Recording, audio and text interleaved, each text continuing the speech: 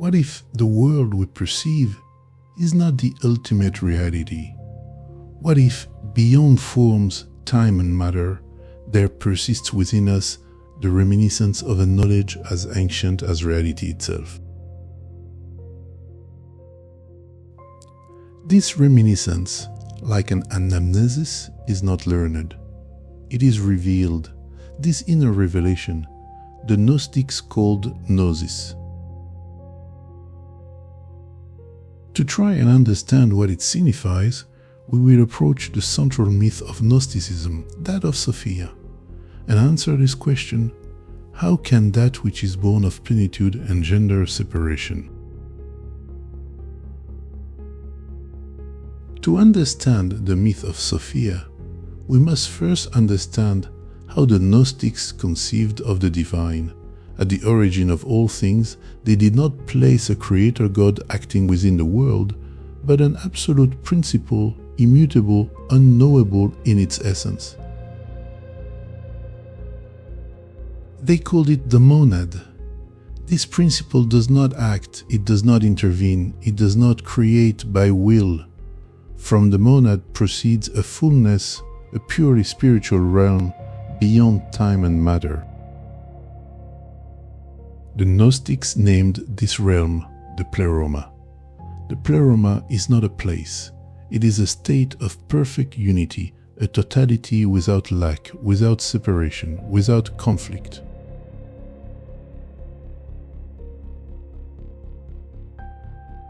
From this plenitude emanate spiritual principles, which the texts call aeons. Aeons are neither gods nor creatures.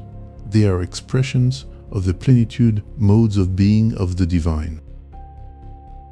Within the pleroma, these emanations never exist in isolation.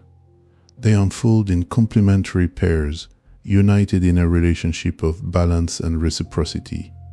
Gnostic texts call this union a syzygy.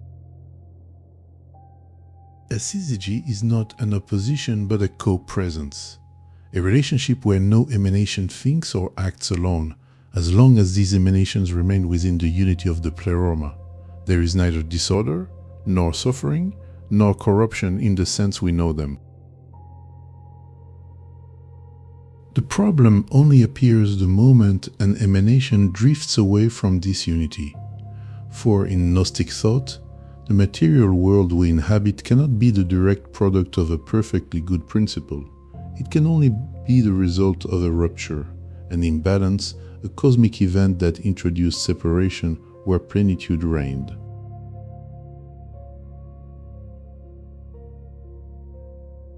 This rupture is not a punishment.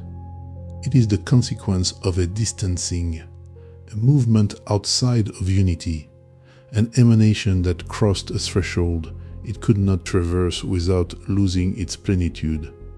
In Gnostic narratives, this emanation that crosses a threshold has a name. The texts call it Sophia. Sophia is not a fallen creature. She is neither ignorant nor at fault, nor opposed to the divine. Sophia is wisdom. She proceeds directly from the plenitude. She belongs to the pleroma. She carries its light. But Sophia desires to emanate by herself, not out of lack, not out of rebellion, but from an inner movement, a tension toward expression, a desire to produce outside of unity.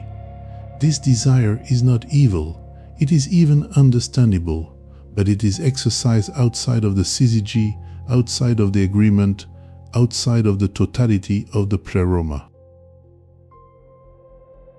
And that is where the rupture occurs. By emanating alone, Sophia engenders something that can no longer remain in the plenitude. What is born from this act is not entirely luminous, nor entirely dark. It is deficient, not in its essence, but through distance. Thus, in the mythical language of the Gnostics, the material world is not born from a malevolent will, but from an imbalance, a creation outside of unity, a wisdom separated from its source. The myth of Sophia, therefore, does not tell of a fault, but of a passage from plenitude towards separation. A passage whose consequences are not only cosmic, but existential. In Gnostic thought, the fall of Sophia is neither a condemnation nor a punishment. It is not the result of disobedience nor of moral transgression. It is a possibility inscribed in the very movement of emanation. For to emanate is already to distance oneself, and to distance oneself is to accept the risk of separation.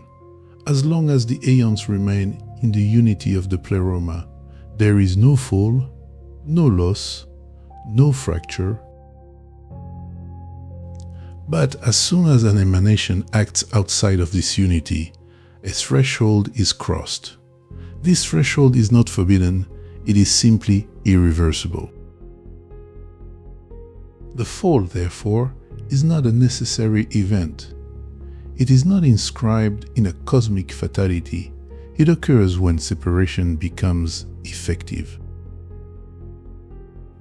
Within this framework, the fall does not signify total corruption, but a degradation, a loss of plenitude, a progressive opacity, a diminution of light. What has fallen is not destroyed. What is separated is not lost.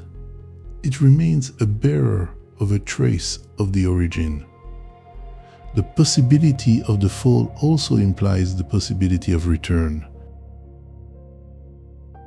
For what proceeds from plenitude can never be totally severed from it. Thus, the fall of Sophia is not the end of the story, it is its tipping point. If the myth of Sophia endures through the centuries, it is not because it describes a distant event lost in an abstract cosmology. It is because it speaks of us. Sophia is not only a mythical figure of the divine. She is a mirror. Like Sophia, the human being originates from a source that transcends it. And like Sophia, it experiences separation. We live in a world that is never quite suited to our measure. A world where the body imposes its limits, where desire meets frustration, where time wears down what it begets. This condition is not a punishment, it is the consequence of a distancing, of a progressive forgetting of the origin. Yet, like Sophia, we carry within us a trace of the plenitude.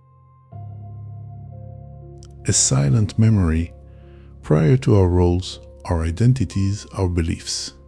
This memory does not manifest as accumulated knowledge, but as a strange lack, an objectless nostalgia, an intuition of the lost unity. The myth of Sophia tells us this. Separation is not total. Even in distancing, something remains connected. And it is precisely because we are separated that the question of return arises. In this sense, the story of Sophia is not a narrative about the past of the cosmos, but a symbolic reading of our present condition. Let us now return to the question that has run through this reflection. How can that which is born of plenitude engender separation? The myth of Sophia offers a simple yet demanding answer. Separation is not born from a lack of knowledge, but from a knowledge that operates without limit. When wisdom seeks to produce alone, outside of unity, it leaves the plenitude not because it is evil, but because it detaches itself from the totality from which it proceeds. Knowledge, when it is no longer connected to unity, becomes a source of fragmentation. It multiplies, it divides, it separates. Thus, in Gnostic thought, the fracture of the world is not caused by ignorance, but by a knowledge that no longer recognizes its source. Knowledge without limit engenders separation. And it is precisely for this reason that gnosis is not an accumulation of knowledge, but a recollection, a return to the unity from which all true knowledge proceeds. Perhaps the myth of Sophia is much more than an ancient story, but a tension still at work. If you feel it, it is perhaps buried deep within your being.